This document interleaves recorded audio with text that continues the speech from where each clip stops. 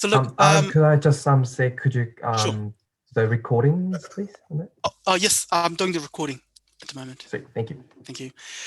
So what I'm hoping to do today is give a quick overview of the terminology. It's important because there's a lot of terminology that are used when discussing this topic. It's very confusing. They sound very similar. So I just want to cover that quite quickly, talk a little bit about effects of cannabis and health-related sort of facts and epidemiology, that it's how widely it's used and its impact is. But the majority part of the presentation, I really want to focus on a range of legislative options that are available when thinking about cannabis reform and the arguments for and against them. And this will also help to explain where New Zealand is currently and where the proposed legislation fits on the spectrum. I also hope to, towards the end, as some international experiences that will guide us as to how some of these options might actually play out, and just a slide to give a bit of a harm reduction message on cannabis, which I think we should all consider whether the law changes or not. So terminology. So this is, I think, probably the most boring but important, quite an important part. So the term cannabinoids is a term that are used to describe any chemicals, any substances that activate receptors in our body called cannabinoid receptors. And there are two main types, cannabinoid 1 receptor and cannabinoid 2 receptors. So I'll just call them CB1 and CB2.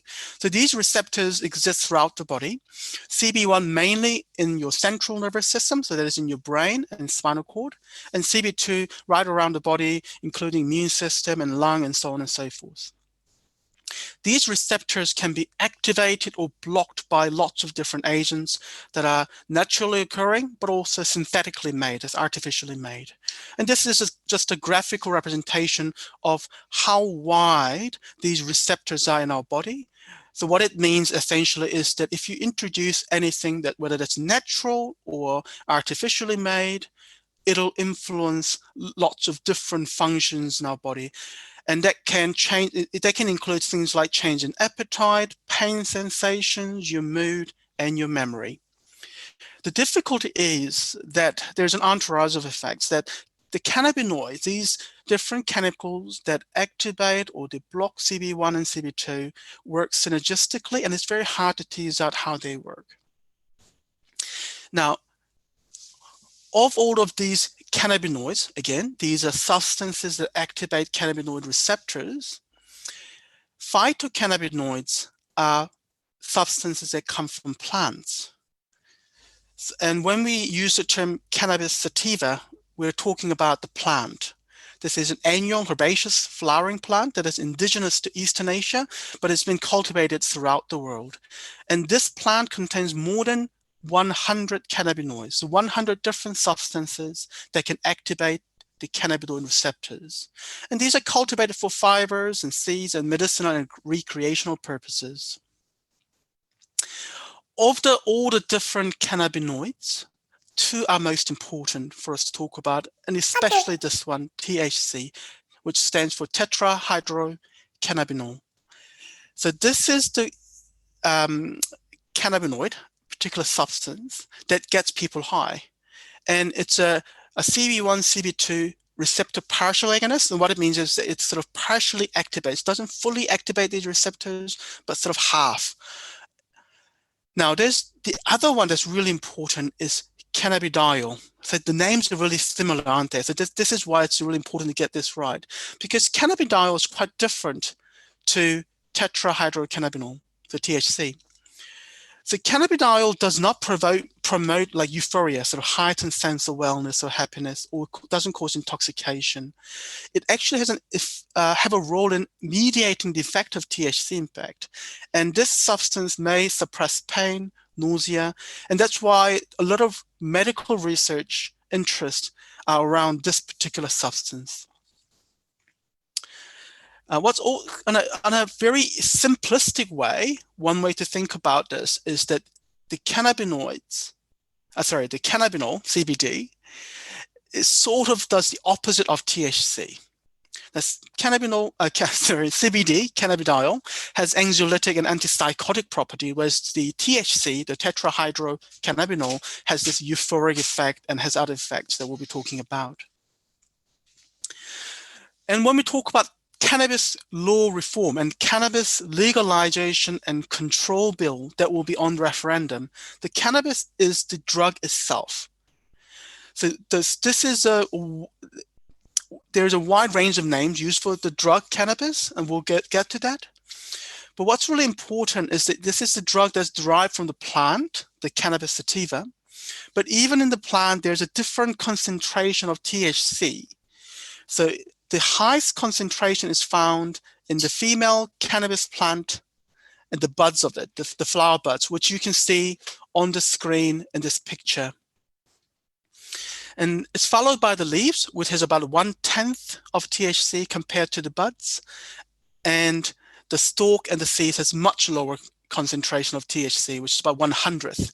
So different parts of this plant have different concentration of THC. Now, there's a lot of information on this slide, but I'm not going to go into detail. But all I'm going to say is that the use of cannabis drug comes in not just in one form, lots of different forms. So the most common form is dried flower buds, and it can be sold in different amounts. But there's other forms that are made into resins or cannabis oil or the butane hash oil. Again, I'm not going to go into details, but I'm just going to say that the butane hash is an extremely potent form. So if we think about the THC, this is the cannabinoids that creates this euphoric, the drug effect, the highs. Usually the higher concentration of THC is found, as I said, is the buds of the plant, and it's about 20%.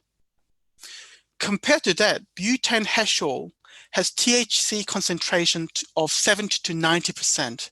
So it's incredibly potent. Now, and also people can use cannabis in lots of different ways. It can be smoking, there's spotting and vaporizing. And then you can ingest it as a form of food as well. Now, and again, these have different health effects.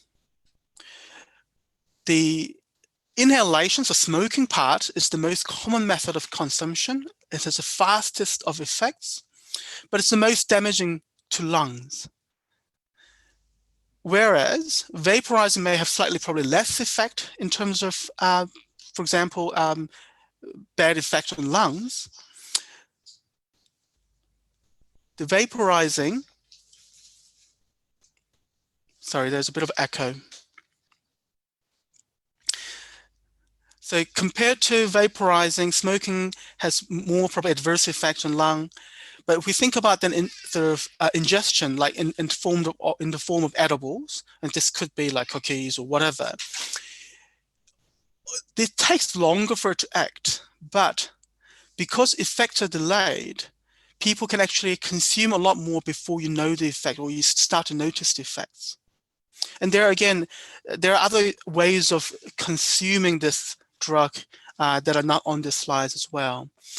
Again, probably the most important point to make here is that there's no really standard or way of using, which means it's very difficult to actually compare how much people are using. So even if people say, I use it daily, it can be in the form of the flower buds, it can be in a very potent form like the butane hash oil, it can be in the form of smoking or vaporizing or ingestion. So all of these means that people will be consuming different amounts and have different effects and with a different potency. This makes it incredibly difficult then to compare its impact. Now, typically when people talk about cannabis dependence or addiction, people talk about using about ½ ounce, that's about 14 grams of cannabis per week, which equals about 3 joints daily. But like I said, some heavy users won't be using the normal, the cannabis form of the kind of smoking. It might be in different forms as well. So all of this means that, again, very difficult to compare. So all the studies and research around it is focused mostly around how often people are using it rather than the potency. But if we compare that to something like alcohol, it doesn't matter whether you drink beer or wine or vodka or soju, in the case of Koreans, we can actually translate it into amount of alcohol in standard drinks. and compare how much people are consuming. So compared to that, it's very difficult to study and understand the actual amount of cannabis people are using. So what are the effects? But in small doses, it can relax the user. It can sort of instill a feeling of well-being and sort of on the high. But it can also make people struggle to concentrate. It can increase the appetite. It can impair balance and coordination, increase heart rate, and makes the eye sort of bloodshot. So if you think about some of those effects like poor concentration, impaired balance and coordination, you can think about how it'll impair driving. And we'll talk a little bit about that later as well. What are the long-term effects? There are a number of long-term effects. Some will argue there's a medicinal benefit. We'll come back to that later towards the end. But in the long term, some of the long-term cannabis effects that are already recognized are things like hormonal imbalance that are associated with lower libido and infertility. Interestingly, there's a emergence of this syndrome called cannabis hyperemesis. This is sort of unstoppable vomiting that happens in heavy users when they stop. So there's been a lot of reports have been coming through Colorado. It's a really interesting condition because it's cyclic vomiting that seems to be associated with a temporary alleviation of symptoms, a temporary relief of this vomiting when you take a hot shower. As soon as you step out, it can start again. What's also really interesting is that you need to stay off the drugs for 6 to 12 months to potentially see the benefit. That is that this vomiting gradually going away. So it's not going to be just after a week or month. It can be up to 6 to 12 months of staying off the drugs for that to stop. And then there are obviously respiratory, so lung effects, so infections like bronchitis, infections and inflammations of your lung and the windpipes. It's commonly seen in people who smoke it regularly in the long term. But then again, a lot of users of cannabis who smoke cannabis also smoke tobacco as well. And it could be argued that a lot of that also comes from tobacco. Also, it's good to know that important to note that in pregnancy, it is known that THC can go across the placenta to the baby, so that it has a potentially adverse effect on the baby in utero. And pregnant women are advised not to use cannabis at all because there's no such thing as a safe use of cannabis, especially for pregnant women. And use of cannabis during pregnancy has also been associated with lower birth weight of the baby, which in itself has implication for long-term health consequences for the baby as well. I am mindful that I'm going quite fast because this is the part really important to talk about to set the backdrop and the scene of why we're talking about cannabis and how we understand it. But what I really want to focus on is around the range of legal options that we can look at when it comes to cannabis law reform. Look, this is quite an actually famous sort of graph that a lot of people who work in the area of drugs and addictions know. This is a graph that was printed in an article in 2007 in The Lancet. And it's a scale of different drugs in terms of how dependent, so how strongly addictive they are, and also how much physical harm it costs. Now, this study has a lot of limitations in that a lot of this is actually based on psychiatrists who work in the area of addictions and drugs and alcoholism, and then people who are familiar with this field ranking how addictive certain substances are and how much harm it causes. Anyway, what you can see is that certainly cannabis does have some level of dependence, and that's actually quite well established and has a level of physical harm. But what's important to note that, in fact, if you compare it to something like alcohol and tobacco, it can be, some people, there's some evidence to suggest that it may be less harmful or less dependent. Now, we need to tease that out a little bit, and we'll do that in the next couple of slides. So again, in terms of kind of harm of cannabis, especially psychiatric, this is mental health related harm. There's obviously dependence, so people can physically become dependent, addicted to it. And that there's acute effects. So when you use it, especially in high potency or like really high strength, or when you use something quite a lot, so cannabis in quite a high amount, it can cause short-term memory to be impaired. It can certainly impact on your attention and concentration. And people can experience anxiety, paranoia, and psychosis. Now, it is important to note at this point that that does not mean this is experienced by everyone, but people can. What's becoming more probably pronounced and more important that people are focusing on now is that in fact, beyond the kind of acute effect, the short-term effect, it's like if you drink alcohol, you get drunk and there's that short-term effect, but there's also the long-term effects of continuously drinking a lot long-term. The long-term effects of cannabis may include impairment in your cognitive function, that is your, say, intellectual function.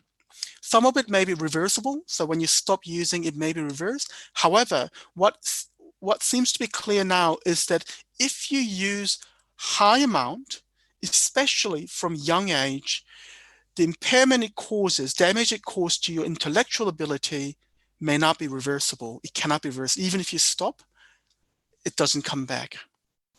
It's also associated with other alcohol and drug use disorders like addictions.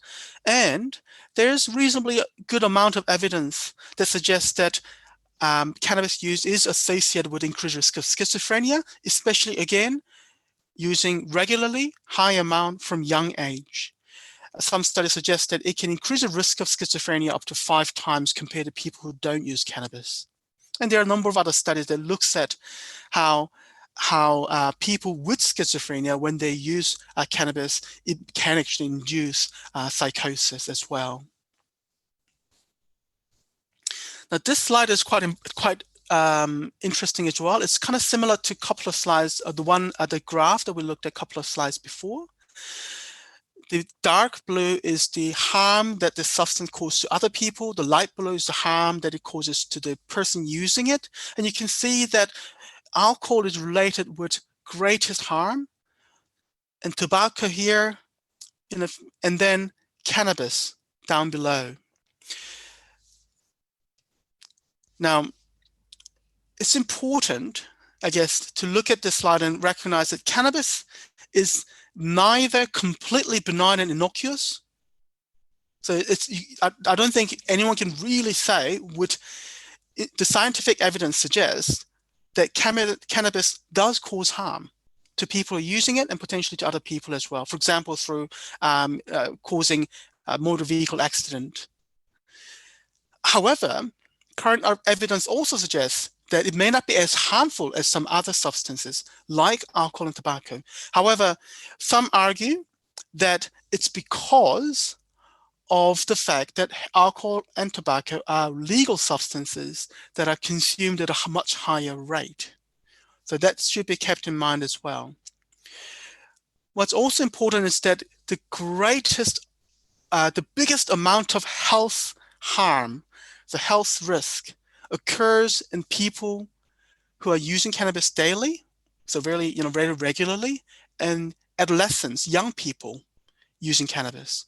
So these are the groups of people who gets the most health-related harm from cannabis. People who are using regularly and young people who are using it. Again, it's important to remember when we think about the law later on.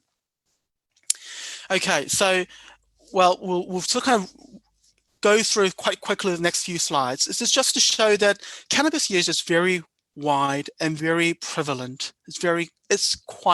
There's a lot of people using cannabis.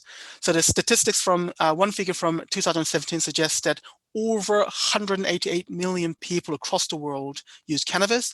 And if you look at the graph on the right, you can see that general trend is going up. So the more people are using cannabis. So globally, in 2017, about 3.8% of people aged between 15 to 64-year-old were using cannabis. The African data says in Africa is about 6.4%, but the data in Africa is not very good. So there's very limited data. So how reliable this data is not very clear. It's important to note Asia is about 2%, and in Australia is 18%, and New Zealand is very similar. It's about 15 to 18%. Now, 2% in Asia seems like a very small amount, but in fact, if you think about the fact that 60% of world population reside in Asia, so the Asians, it actually means that 1/3 of people who use cannabis across the world are actually Asians. But this low rate, so amongst the Asians, there's only 2%. Again, this is important because this means that the law reform may have a very different effect to Asians living in New Zealand compared to, let's say, European or other ethnic groups in New Zealand. This is another data from locally, it's the New Zealand data. It just shows in 2018 to 2019, about 15% of adults in that year used cannabis. I'll just go straight through. What's important in this slide is that the age group. So the greatest proportion of cannabis user are focused in sort of young people. Also, more in men and more in Maori. And much lower rate in Asian. Now, it may be that this really low rate of use of cannabis in Asian population may be due to the fact that this survey was done in English, and you know, when people need an interpreter, they're less likely to answer more honestly. Therefore, that this what they did in this study was that this part of the survey was not done if the person needed interpreter. So therefore, the number may be lower than what really is. However, even if we consider that, I think what's really clear is that rate of people using cannabis in this population, the Asian population in New Zealand, is much lower than the general population. This is another slide from the sort of same study and looking at sort of top 20 drugs that people use in New Zealand. And you'll see alcohol is right at the top, followed by caffeine. And I'm liable to use a lot of caffeine as well, coffee included. But third is cannabis. Now, this is interesting because, I mean, across the world and also in New Zealand, cannabis is by far the most popular, most widely used illicit drug, illegal drugs. Okay, so this is the backdrop. So what's important to remember is that there's large number of people using cannabis, increasing number. Most harm is focused on young and high users. We recognize that Asian people, a lot less, a proportion of Asian people are using cannabis compared to general population across the world and also in New Zealand. And what we're really focusing on is the THC, the illegal cannabis, and recognizing that a lot of studies done on cannabis is limited by the fact that people use cannabis in different ways, they come in different strengths, and a lot of studies just focus on how often they're using, but not really about how potent they are, and so on and so forth. So there's a lot of limitations in understanding the data compared to, let's say, study around alcohol. But there's still a lot there already, as you can see. So let's look at the law side of things. Now, this particular graph is from Center for Addiction and Mental Health in Canada. And this is from 2014. This was made at the point when they were debating legalization. So when you look at the spectrum of law that may exist around cannabis, on the left-hand side, you'll see that there's total prohibition. This is just, it's not allowed, you're not allowed to grow, manufacture, supply, sell, consume cannabis. On the other side, it's completely legalized without any regulations. So anyone can grow it of any amount, and anyone can use it. And in between, there's other options. So for example, there's in the middle, there's this legalization with strict regulation. So we'll talk about that. So where are we in New Zealand? Well, we are at this stage where in total prohibition section. So it is illegal to grow, supply, sell, or use cannabis. But some countries have decriminalized it. So what it means is that the people who are growing it and supplying it, it's still illegal to do that. So you can be, it's a criminal offense. However, people who are in possession of small amount for personal use or using it, they're not going to be charged by police as a criminal offense. So this is like the halfway house between total prohibition to legalization. And what this means is that if you're caught using it, or maybe have small amount on you, you may maybe pay a fine or something like that, but you do not get a record of criminal conviction or prison sentences. And places like Portugal have this kind of approach. They have decriminalized it, but did not make it legal. And what we're looking at in New Zealand, the bill that are in front of us at the moment, on which we'll be doing the referendum is being carried out, is that we're looking at legalizing cannabis with very strict regulation. Now, it means that manufacturing, sales, possession, and use of cannabis are all legal. It's all okay in the sense of it's not against the law, but the government maintains tight control over the cannabis market by a variety of means. And the idea is that this is the kind of the sweet spot as far as the public health goes, that you can minimize the social and health harms by doing this, by legalizing it, and yet control it very, very strictly. If you go onto the other side, the right side, we're looking at something like legalizing it, but then there's less degree of control from the government. There's less regulation. And further to the right, the extreme right, where government essentially places no limit on manufacture and control. So under these circumstances, what will happen is the business interest will prevail. That is, people who are producing, people who are selling, they'll be driven by the interest of making profits to potentially sell more and more, and the use will increase. Therefore, the social and health harm may increase further. So this graph shows that there is a variety, a spectrum of approach that can be used when it comes to cannabis law. So let's look at each side, each sort of a point in the spectrum. So prohibition. Now, key arguments for prohibiting cannabis use and supply and manufacture is that by making legal, so we kind of need to think about what law means. So having a law means essentially a boundary between what is acceptable behavior and what's not. So when we prohibit something, it conveys to society that it's not a desirable thing to do.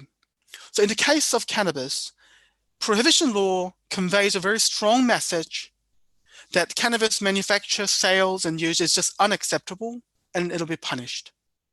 So what this means is that when prohibition exists, some people who might otherwise use will not. So people who are so law-abiding will say, I'll rather not do it because this is the wrong thing to do or undesirable thing to do, or because I'll get a really bad consequences if I get caught.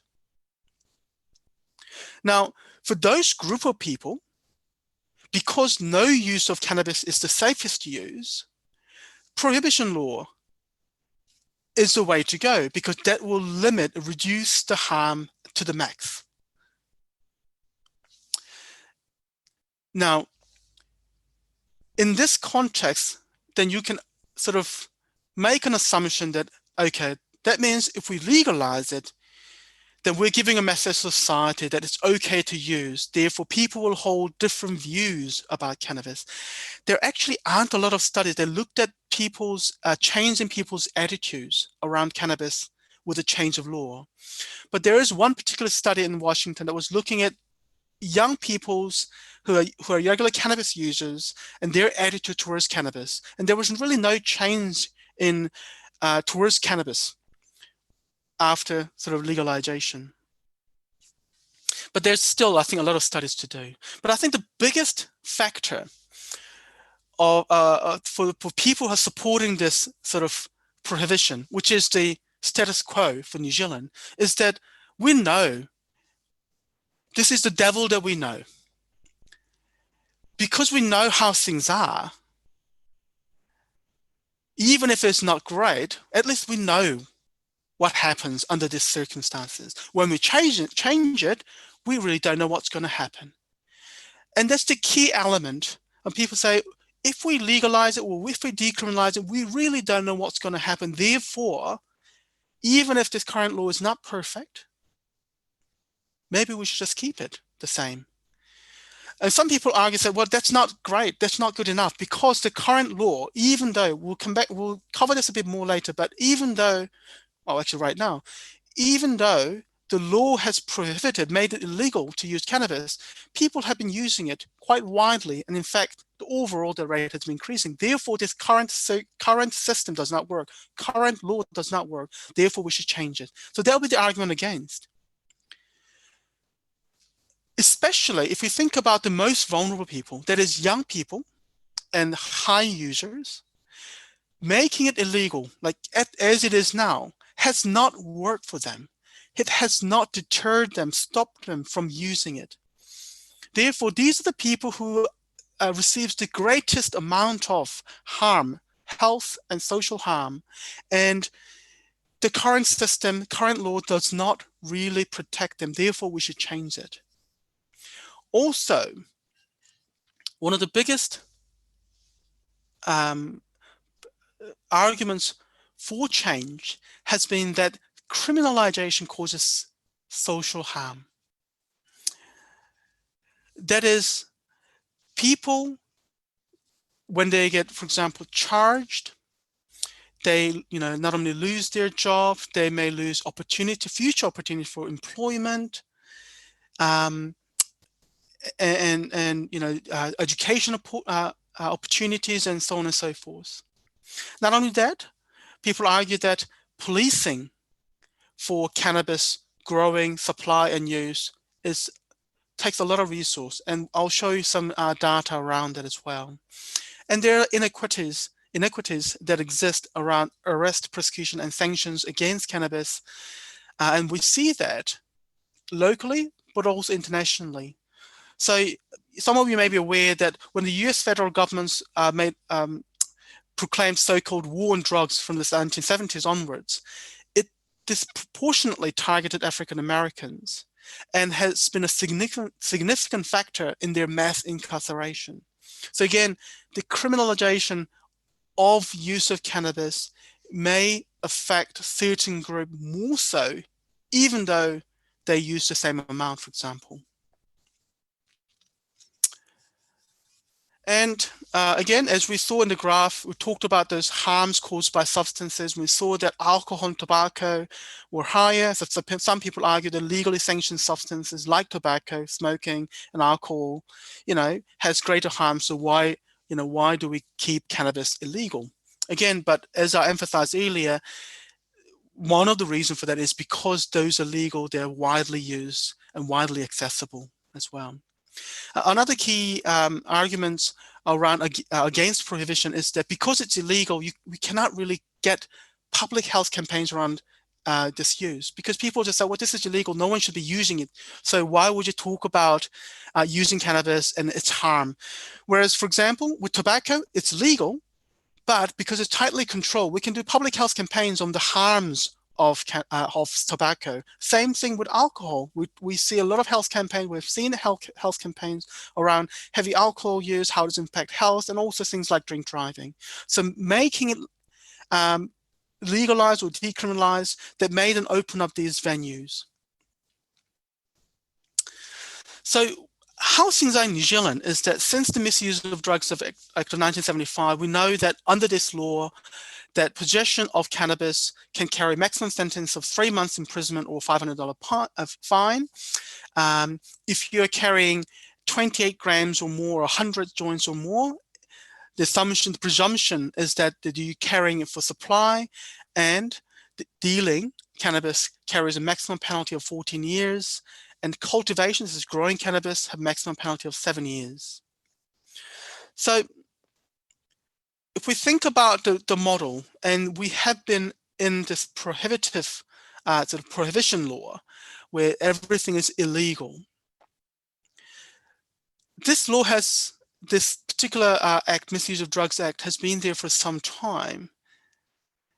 But there's been some changes, and we'll talk about that now.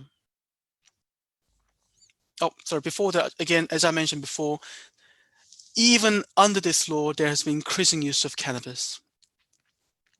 What's interesting, though, is that despite the fact that there's been increasing use of cannabis, even though it's illegal to use, possess, to distribute, or grow, actually, the number of people who've been convicted with cannabis offenses have been dropping. And you'll see that it's been dropping for some years, in fact. It's still high, though. In 2019, there are still 3,000 people per year being convicted with cannabis-related crimes. But in terms of imprisonment, people going to prison, number of people going to prison related to cannabis offenses have dropped from close to 200 10 years ago to less than 25 last year. So again, even though the law has not changed a great deal, there's been significant change in how the law has been applied.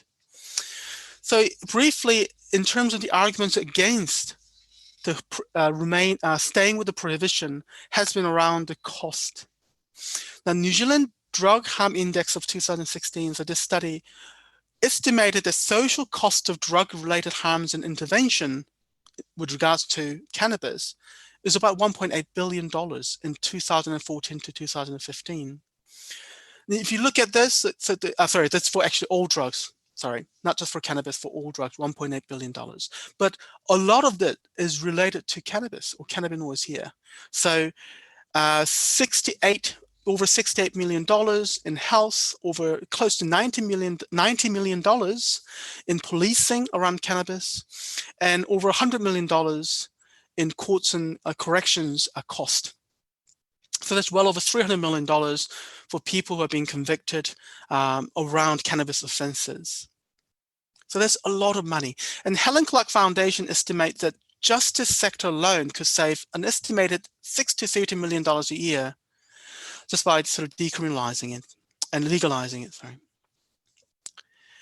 Now, this is the important part. We talked about the injustice, the racial inequity that exists. If you look at the percentage of people convicted with cannabis offenses by ethnicity, the top orange line, the dark orange line, is the European, the gray line is Maori, and you can see the Maori communities are disproportionately impacted. New Zealand population-wise, we think about Maori population consisting of about 17%, and the number of percentage of people convicted with a cannabis offense for Maori is about, it's close to 45, close to 50%. So it means the rate of police contact is 3 times higher for Maori than non-Maori, which is not explained by differences in offending. So just to reiterate that Maori were 3 times more likely to be arrested and convicted of a cannabis-related crime than non-Maori. And Maori are almost twice as likely as non-Maori to go to court over a first offense, and nearly 7 times more likely to be charged. So just because a person is Maori, even though it's their first offense, they're much more likely to go to court and much, much more likely to be charged. So what it means is that as a society, we're producing this inequity where even if we say the cannabis is illegal, if it's applied right, the law is applied through, equally and equitably across all group, then you can say, well, that's just how it is.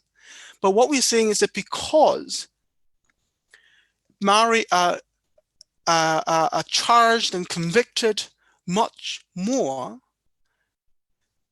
by legalizing cannabis, it may cause positive implication for social equity outcomes for Maori.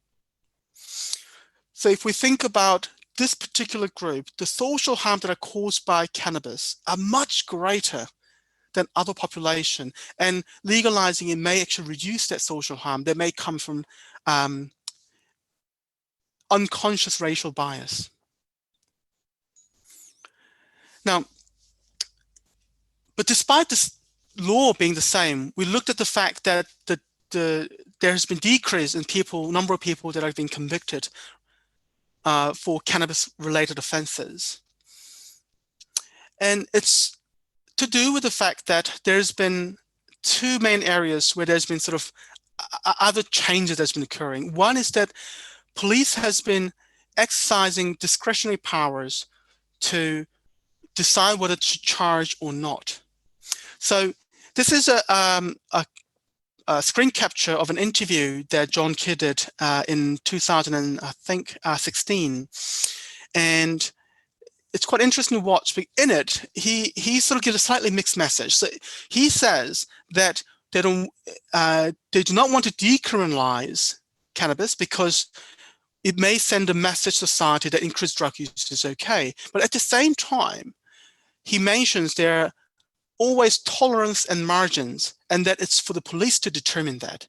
That is, he was implying that police can decide whether someone who is caught, for example, with possession of cannabis, we're having it for medicinal purposes, therefore, maybe they really shouldn't be charged, as opposed to someone saying, no, I think that you're using it for recreational purposes and you should be charged. So the way in which the law was interpreted and applied has been changing, and that's why those numbers of convictions has been dropping, as well as imprisonment as well. And then that's actually been made into the law, in fact, in the recent years. So with the change of Misuse of Drugs Amendment Act,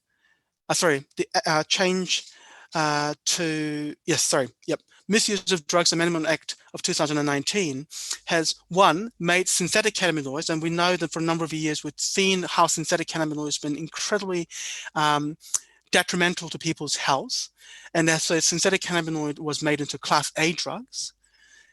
But at the same time, this amendment affirmed police discretion to prosecute. That is, that they've already been doing that, but it's been kind of made into the law and was written into the law.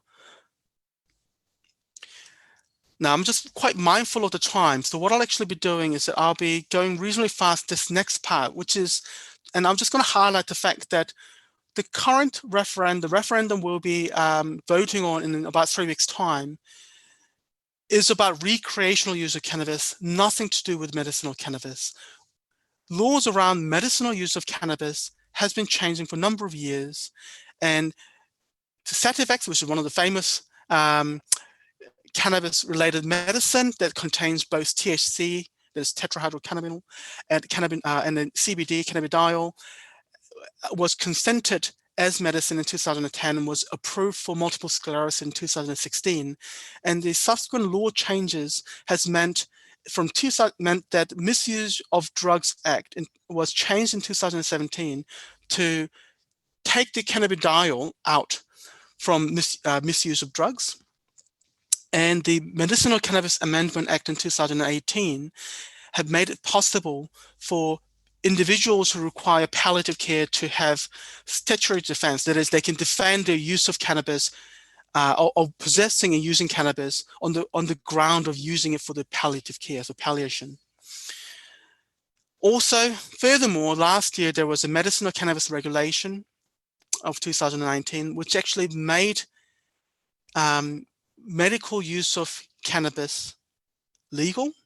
Now, Sativex remains still the only approved cannabis product, but there's more changes to come. So there's establishing the Medicinal Cannabis Agency, and there's the medicinal cannabis use is made more sort of accessible and broadened. Now, all of this has meant that, or some people have argued that this is essentially a de facto decriminalization. Although it doesn't say that it has decriminalized use of cannabis, it sort of has acted in that way. And although we cannot really talk about medicinal cannabis in detail today because this is a whole another topic, but some people will argue that, well, increasing access to medicinal cannabis is basically a step towards decriminalization. But really, cannabis for medical purposes is an entirely separate issue from recreational use. And we should not conflate that. Having said that, at the same time, there is actually a significant overlap between recreational and medicinal use. So one study in Colorado and in Washington and Oregon and New Mexico and US, so when they looked at all the different adults, 86%, so approximately 86% of people saying that they were using cannabis for medicinal purpose were also using it for recreational purpose. So the boundary is not very easy to establish. For some, yes, they may have a legitimate ground for medicinal cannabis use, but they could at the same time use it for recreational purpose. So some people then say, rather than doing this de facto decriminalization that essentially New Zealand has been doing, that we should actually just decriminalize it. And people argue that this will lead to reducing criminalization, that is, people going into prison. It reduces the cost of enforcement, like the policing cost and justice cost. And the evidence seems to suggest that decriminalizing doesn't seem to increase use or dependence. But some people will say, look, this is at least more acceptable first step from prohibition rather than going from that straight into legalization. People who are against this idea suggest that, well, even if you decriminalize it and reduce that social harm that are related with making people criminal, but around use of cannabis, the market still is unregulated. And the people who are using are not really directed to prevention or treatment. And still, the risk around police discretion exists. Therefore, the social harm that are caused from the the unconscious racial bias can still persist. And for the government, they actually don't get any tax. Therefore, they're actually not getting any income from it. So they may save some money in terms of the policing cost and justice cost and so on. They're not necessarily getting any more money. But as I mentioned, Portugal actually have decriminalized it, and they actually have shown that people at least are now able to talk about the stigma, that's the topic of cannabis use and drug addiction, and seek help, professional help, without the fear of being reported to police or being having a criminal conviction.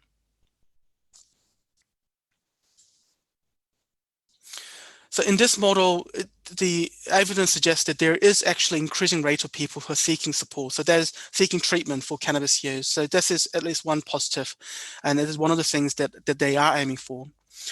Within the model of legalization, so it means that it's no longer criminal, no longer illegal to grow, supply or sell or use cannabis.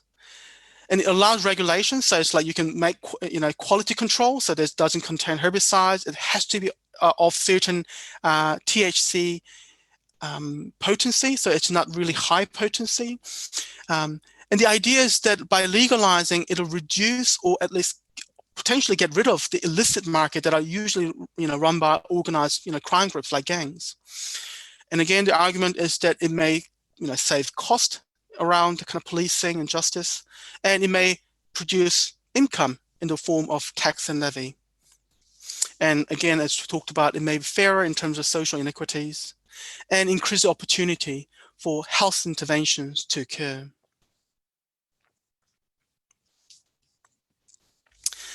Now, it is at this point just important to note that New Zealand, the current bill has a limit in terms of THC potency, and other countries and other places where they have legalized it, they have set potency limit as well. But in Colorado, the legalization has actually driven up the potency as well. So the potency that we set in the law does not guarantee that it'll stay that way. So that's just something to probably think about. People who are against the idea of legalization sense that it sends the wrong message. This is something that we already touched in terms of when we talked about prohibition. If we legalize it, it may send a message to society that it's okay to use, and it may lead to increased access and use.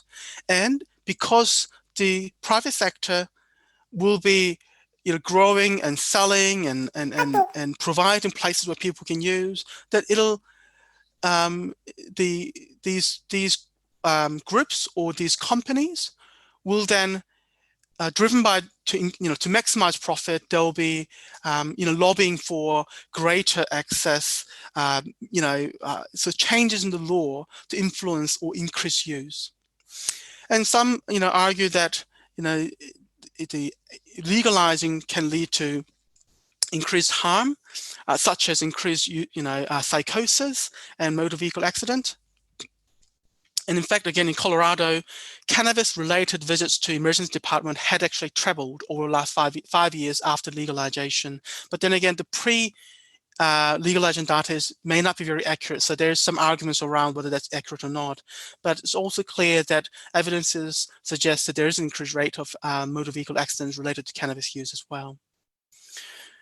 I'm sorry that I'm sort of rushing because I'm mindful that we're already going up an hour and we've still got a few different slides. I'll just touch on this quickly. Even the legalization model, there's two different models. There's a model like a North American model, which is regulated commercial market. So the private companies run these businesses, but they're regulated by the government laws. But there's also Uruguay model where government has a monopoly on cannabis sales.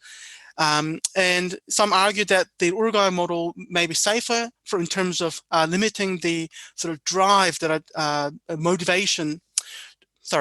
the drive to maximize profit via private companies. So the bill that we're facing in New Zealand, the Cannabis Legalization and Control Bills, you can actually find more information quite easily on websites, but as it stands currently, it says the manufacturing, purchase, and use are restricted to 20 years and over. Purchase and possession quantities are limited as 14 grams. And you can only use it in private, your own home or licensed premises. You can't use it in public spaces. You can only grow 2 plants per person or maximum of 4 plants per house. So you can't just have big farms at homes, and it has to be away from a public access. Advertising is prohibited, and it's going to be completely regulated, and the product will be taxed, and there will be a licensing regime and agency. There's a lot of details around that, but there will be an agency that are set up to license and regulate. And there is a cap put on legal quantity available for sales and business so that the market does not just grow and grow and grow. So the question that you will be voting on is that, do you support the proposed cannabis legalization and control bill? We just have to be careful because the other referendum is a referendum on the euthanasia, the end of life choice act, which is already made into an act. And it's basically if the referendum for that reaches majority, the act will just come in straight away, whereas this one is in a bill. So if the referendum results in more than 50% of voters saying yes to this referendum question, it'll lead to next government, incoming government, introducing bill to the parliament, and then they will discuss this further and finalize it. So the final product of the product act, what might be enacted, may be different to what we're looking at now.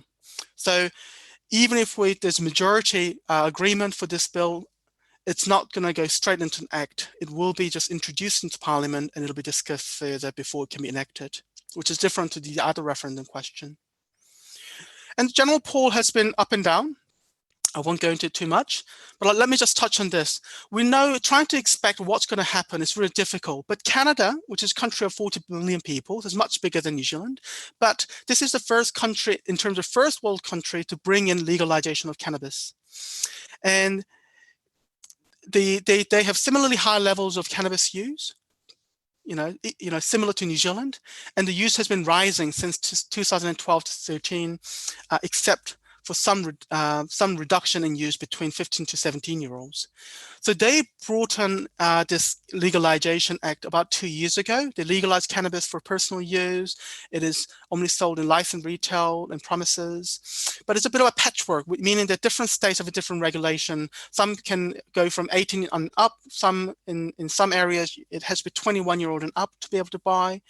And in the first year, they only allowed herbal cannabis. not other forms of cannabis. And from second year, then they were actually allowed to use, edibles and other concentrates. Studies coming out from cannabis, seems to suggest that overall consumption has increased slightly. For the 18 to 24-year-old group, which is one of the most vulnerable group, the rates remained quite stable.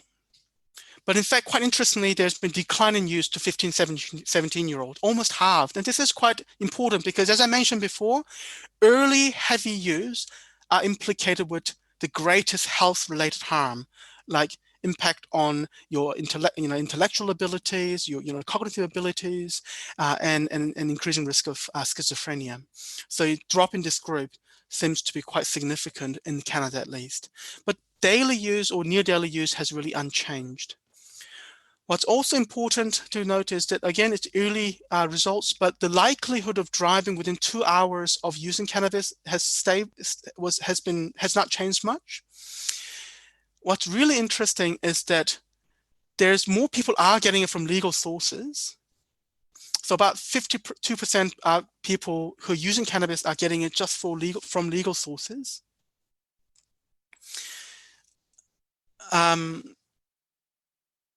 Sorry, I misquoted that. So more than half of all consumers, so 52%, are getting at least some of their cannabis from legal sources.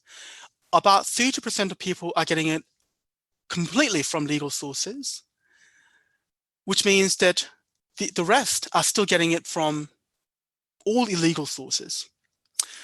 So what this shows is that the legalizing has not, in fact, completely eradicated the illegal market. And one of the reasons is because the legal price is actually remained higher and quite constant, but while the illegal price has dropped, because obviously they don't have to pay taxes or levies, they're not controlled, and so on and so forth. And for that reason, some argue that when you legalize it, to maximize people who are getting cannabis from legal sources, you have to allow people to advertise. But again, as far as the health message goes, that creates a conundrum because it may then increase people being hooked onto or tempted to use cannabis. So there's been sort of other evidences that comes out, but I won't go into that. Look, I just want to finish on this. I'm really, really thankful for you guys all being really patient, but I just want to leave this message and a quick summary. As I mentioned, cannabis can affect people differently in terms of different potency, how you use it, how often you use it, what age you use it from, how often you use it. As I mentioned, the frequency is really important. And even if you use same amount, same potency, people can have different effect too. And I just want to acknowledge that. However, cannabis is still a substance that can be addictive and it does cause harm.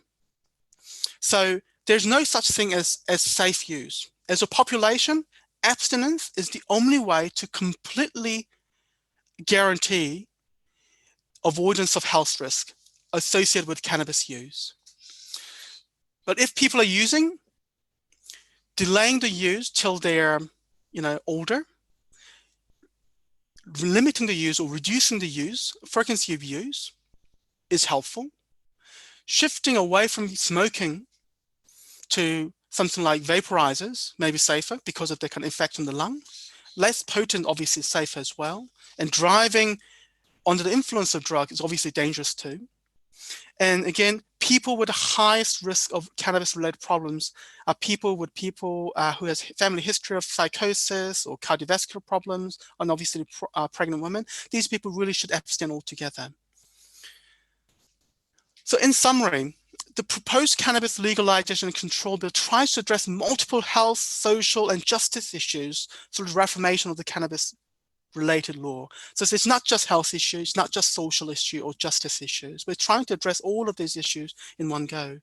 And there is more than one model that exists around cannabis law. There's a whole spectrum there. And even within the spectrum, within the decriminalization, there are different approaches. Within legalization, there's different approach. But what we're faced with right now is that the referendum question is about this legalization model with control over it. It is a non-binding referendum. And as I presented, there are a lot of scientific evidences, but there are limitations in understanding and interpreting it. And ultimately, what I believe is that it'll be up to you, your own values, or what's important, to decide how you want to vote. So for example, you might be really, really concerned about social injustice, racial inequities, and those people who are most vulnerable, the young, the Maori, poor, and you might think on the heavy or regular users, and you think, actually for those groups, this legalization and control bill may actually reduce harm across the population. Therefore, I support this. However, what's also interesting, and it probably hasn't been talked about a lot, is that for Asians, I think in New Zealand, for whom there's a really low prevalence, low rate of cannabis use, this law can also have a very different impact. It may, in fact, increase use in our group as well. So this is, again, something to think about. So there's no really right or wrong answer. I think what the bill is trying to achieve, as I mentioned, is about reducing social and health-related harms. And there may be a different interpretation of whether this bill will achieve that or not. But ultimately, just read a little bit more. There's Referendum's page will actually will give you some more information around what the bill actually contains. And there's also a report that is produced by Office of the Prime Minister's Chief Science Advisor and around the scientific evidence around cannabis and legalization. So have a read, have a think about it. I don't think it's just simple yes or no. I think there's a lot of issues you have to grapple with and apply your values to understand and decide how you want to vote. Thank you so much for being patient with me. It's a really long presentation, quite a complex issue. I'm sorry that I've rushed through some parts, but at this point, I'll stop this slides and give the host back to Daniel and allow you to have some questions. You can give it back to Reconnect. Oh, okay, thank you.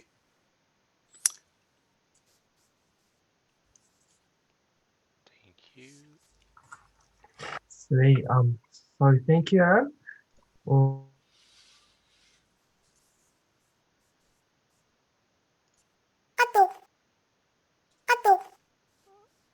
Daniel, sorry, I think we lost you. Yep. for that amazing seminar you just gave us. So I will not take in things from. Hello. Sorry, Daniel, we lost you there. We weren't able to actually hear much of what you said. Sorry. Yeah, can you say that again? Oh, sorry about that. Yeah. So can you guys hear me now? Yep. Yeah. Awesome. Okay, I'll just enable the chat. So if you guys have any questions, just put it up on the chat, and Dr. Aram will be answering your questions now. So you guys are welcome to stay in the chat and ask questions away. And I'll just be putting up a Google form under there as well, so you guys can leave us a big feedback. So we'll appreciate that as well. And other than that, you guys are welcome to enjoy your night, but please ask questions before we finish this off in about 10-15 minutes, maybe. Okay. So while we're waiting for people maybe to put up some questions, again, my apologies for rushing through some of the slides. There's actually a lot of information there, and what I really wanted to highlight with the presentation was that this is actually quite a complex sort of issue. Although the bill itself, and a lot of people have been talking about the legalization aspect, but not so much in the control. And the point is to think about legalization and control as a package, and because the idea is that as a package like that, it may maximize the public health sort of effect in terms of reducing social and health-related harms. But as we have seen towards the end of the seminar, I was talking about how Canada, which has very similar rates of cannabis use, and have introduced very similar act 2 years ago. Their early evidence suggests that some of the desired effect has been achieved, like lowering the use in the kind of 15 to 17-year-old group. But overall, the use has increased somewhat. A lot of people are still accessing their cannabis from illegal sources. Therefore, it has not gotten rid of the black markets. So although what we can understand what this bill is proposing to or trying to achieve, it is obviously difficult to know exactly how much will be achieved. And one of the difficulties that because this is a referendum on, on the current bill as it is, the final product may look very different. Another thing I also forgot to mention is that if the referendum shows there's more people, more than 50% people saying no on this referendum question, this bill just won't be introduced. It may be some years before we talk about this again, and it might be that the government, a subsequent government, look at different options like decriminalization instead of legalization as well. So I guess watch the space in terms of what happens.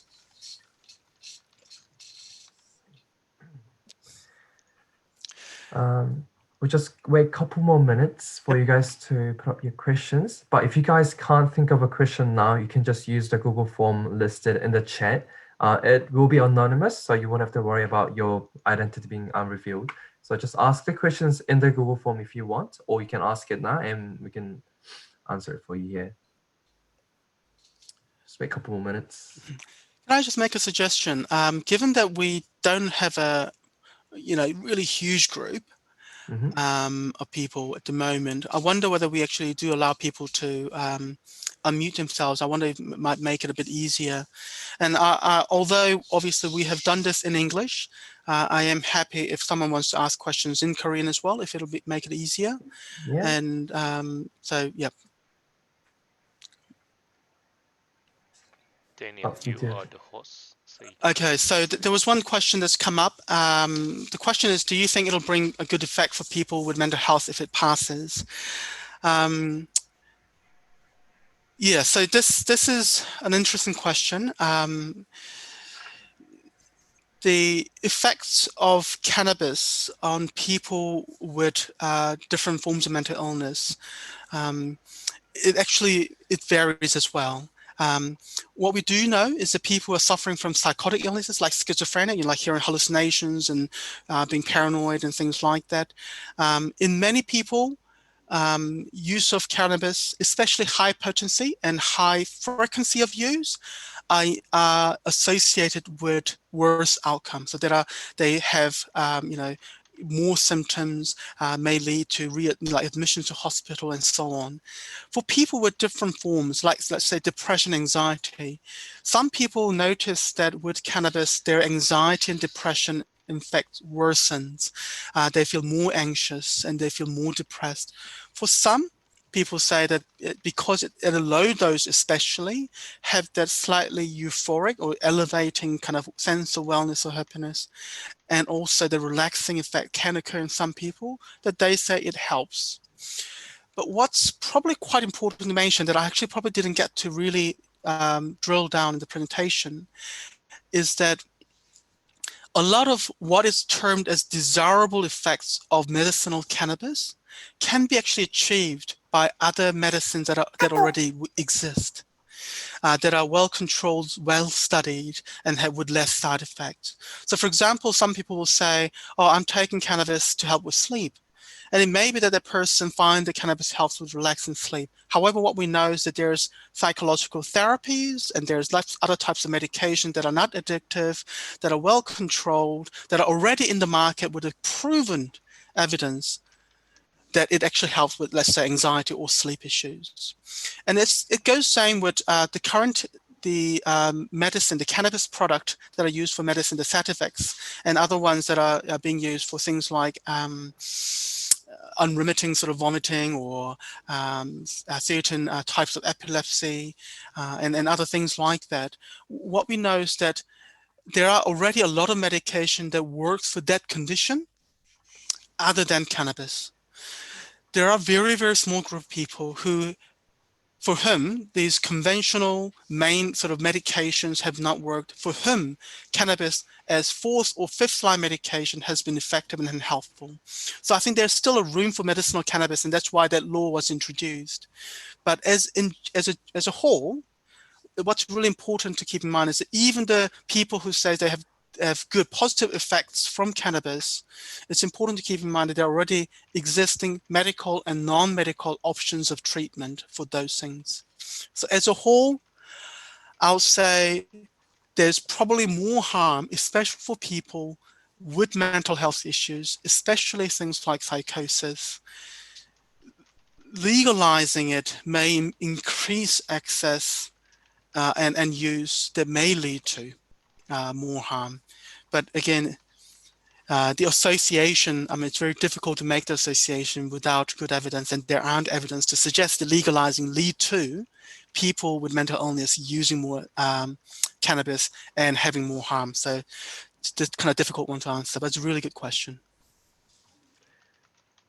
I think we'll give you guys to actually a chance to ask the question with your voice. We'll take maybe one more question or two before we end our seminar tonight.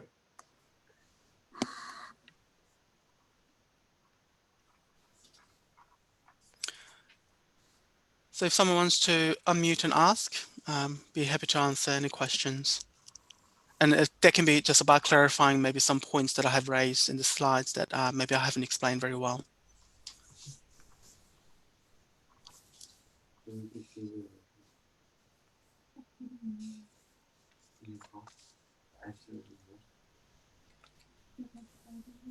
Okay, there's a question from Jay. Says, thanks, Dr. Aram. From my traditional and conservative point of view, I emotionally feel the whole society is losing the goodness against the bad habitual minority. My argument is cannabis can not be compared to be less harmful than alcohol and tobacco. So, look, Jay, thank you for that question. Look, and I think your view is, is valid, and a lot of people do feel that way. The legalization gives a wrong message that use of substances, whatever substances that may alter, how you feel, and things like that are actually not necessarily desirable, and legalizing it may, propagate that message. As I mentioned, there's very little study to show whether legalization actually lead to change in attitude. The one little study from America seemed to indicate that it hasn't for the regular cannabis, young cannabis users, but there's certainly this danger. And I feel that there is certainly a danger, especially actually for Asian population, because the rate of use is so much lower in Asian population. And as I mentioned, the prohibition may have a greater impact on people who will say, okay, because if it's illegal, I won't use it because I don't want to get into trouble. Illegal means that it's not really a good thing, therefore I won't do it. For those people, legalizing it may think, actually, well, maybe I want to try, and may increase our use. Now, putting aside whether it increases use or not, the harm associated with cannabis is absolutely there. And as you saw in some of the graphs that I showed you, which indicated that harm related to alcohol and tobacco are greater than cannabis, it's in part, a lot of people believe that it's in part because there's a lot more available and a lot more people using those substances. And I guess when we, as New Zealand is looking at being smoke-free and having high tax on tobacco to promote smoking cessation and so on. So some people argue that, well, isn't this a confusing message then? So I think, yes, I think the harm that are associated with cannabis is real, absolutely. Whether it's more harmful than alcohol and tobacco, once it's legalized, and they may actually show that it may be more harmful. But the current evidence essentially is that given the context of alcohol and tobacco being legal and cannabis not, the harm related to alcohol and tobacco seems to be greater. But what those slides were really showing is that there is harm not just in terms of own health issues, but harm to others too. So there's a lot of things to consider. But it's also important just to remember that this bill is not just about health effects, it's also about social effect, especially racial injustice, social injustice, in the context of the criminalization of cannabis use and possession. I think we'll wrap up with the last question asked in the chat. So there's a good question. So it says, not sure if it's a sensitive question. Can I ask if you have tried cannabis? I can tell you that I haven't. I have been offered many times, but I do work with a lot of people who do use cannabis. And I think, look, I've been actually asked this question many times when I actually talk with clients and patients who use cannabis. And, I think it's a valid question, but just as someone could ask the question, have you ever drank alcohol? If you never drank alcohol, you don't know what it does. When we actually know what it does, even if you've never drank alcohol, and we can ask young people who've never drank alcohol, do you know what alcohol does? And people know. And I think the same way that I think I can, show theory in the scientific way, in terms of scientific and objective evidence, health evidence goes, I can be very competent in talking about cannabis. And I'll come across a lot of people who use cannabis from very infrequent use, to very high use. And I do meet a lot of people who says, I use cannabis maybe once a week or less. It doesn't really cause much harm. In fact, that same person who may actually get more harm from drinking alcohol really heavily. So in that sense, the context is really important. But I think one thing I just want to highlight to that question is that I think there are some people who argue that actually cannabis is safer than alcohol or safer than tobacco. I don't think there's really good evidence to suggest that is true. Some people say, oh, cannabis is not addictive. It's safer than tobacco. It should be legalized based on some of the studies I've showed you. But I don't think that's what those studies are showing. What it shows is something quite different. But I think it's a good question. I have to say, I have been offered a few times, but I haven't tried. Awesome. All right, so thank you all for joining us with our seminar tonight, and thank you, Aram, for delivering us really good information on cannabis. So in the chat right there, I've put up the Google form for everyone to hopefully fill out and just give us a feedback on. And the last thing is that we will be holding a Korean seminar on 13th of October. We'll be advertising it soon. So maybe for your parents who are living with you in New Zealand, who's more comfortable in Korean, they will appreciate that session more than tonight's one. So thank you guys. Hope you guys enjoyed tonight, and maybe we'll see you guys on later as well. Thank you. Good night all. Thank you. Good night.